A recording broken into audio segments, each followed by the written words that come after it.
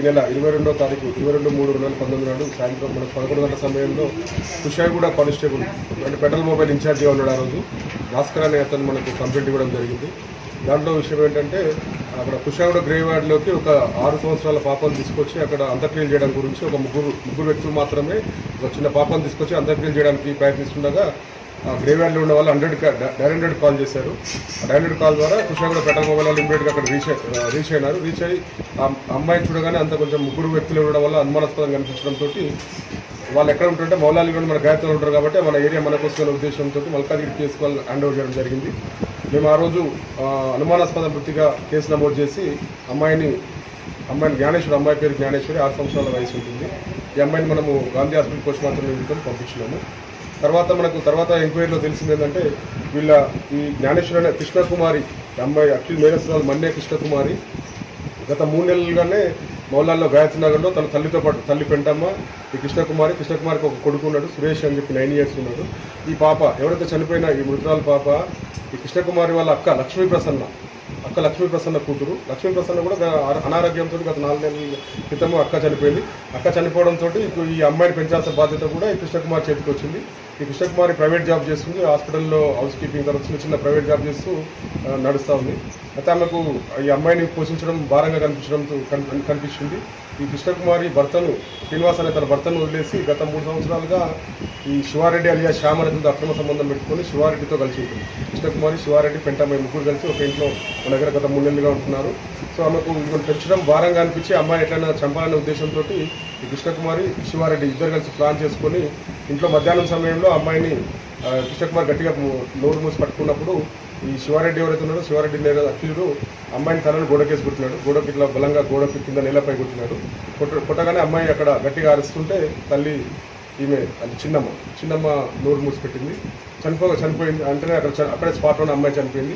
అంతలోనే తల్లి పెంటమ్మ వచ్చింది. అంటే ఈ అమ్మాయి వాళ్ళ అమ్మమ్మ పెంటమ్మ రాగానే సడన్గా వీళ్ళు ఏం క్రియేట్ చేశారంటే ఈ అమ్మాయికి ఫిట్స్ వచ్చింది. ఫిట్స్ ద్వారా చనిపోయింది అని చెప్పి ఫిట్స్ ద్వారా చనిపోయినట్టుగా చిత్రీకరించినారు. అంటే మర్డర్ని ఫిట్స్ లాగా క్రియేట్ చేస్తారు. అంత్యక్రియల కోసం డబ్బులు కావాలంటే మళ్ళీ ఈ అమ్మమ్మని ఒక 10,000 తయారు చేసింది.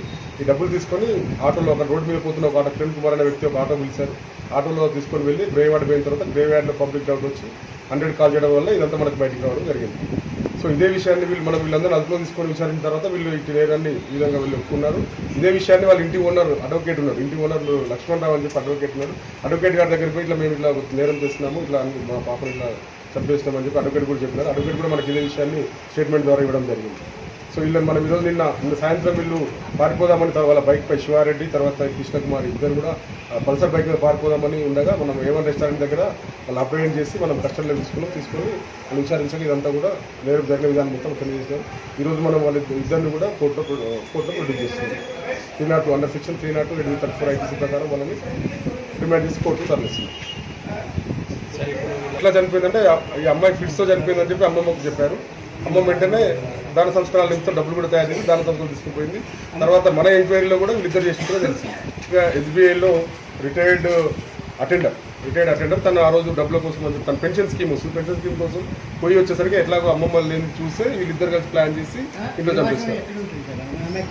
ఇదే ఇంట్లో కృష్ణకుమారి వాళ్ళ తల్లి పెంటమ్మ ప్లస్ వీడు ఎవరైతే అక్రమ సంబంధం ఉన్నారంటే అప్పుడప్పుడు వచ్చిపోతూ ఉంటారు, డైలీ వచ్చిపోతూ ఉంటారు. కొత్తపేట నివాసం పెన్షన్ డబ్బుల కోసం పోయి వచ్చేసరికి అమ్మాయి చనిపోయిండగానే వీళ్ళు ఏంటంటే ఫిట్స్ వచ్చి చనిపోయినట్టుగా క్రియేట్ చేసింది. మనకు ఆటో డ్రైవర్ ఏంటంటే రోడ్డు మీద వెళ్తున్న ఆటో డ్రైవర్ రోడ్డు మీద పోతున్న ఆటోని ఆపినారు. సడన్గా రోడ్డు మీద పోతున్న ఆటోని ఆపిట్లా మాకు డెడ్ బాడీని అదే ఆటోలో ఇట్లా మా అమ్మాయి చనిపోయింది, మాకు బంధువులు కూడా ఎవరు లేరు, మేము గత 3 నెలల క్రితం ఇక్కడ వచ్చినామని చెప్పి ఆటో డ్రైవర్ చెప్పినారు. మన ఆటో డ్రైవర్ కూడా స్టేట్మెంట్ రికార్డ్ చేసి సాధారణ ఇబ్బంది, సొంత కూతురు కాదు, ఆల్రెడీ తినకు ఏం జాబ్ లేదు. ఈమె ఏంటంటే చిన్న హౌస్ కీపింగ్ లాగా చేసుకుంటూ ఇళ్లలో మెయిడ్ సర్వెంట్గా పనిచేస్తూ ఉంది.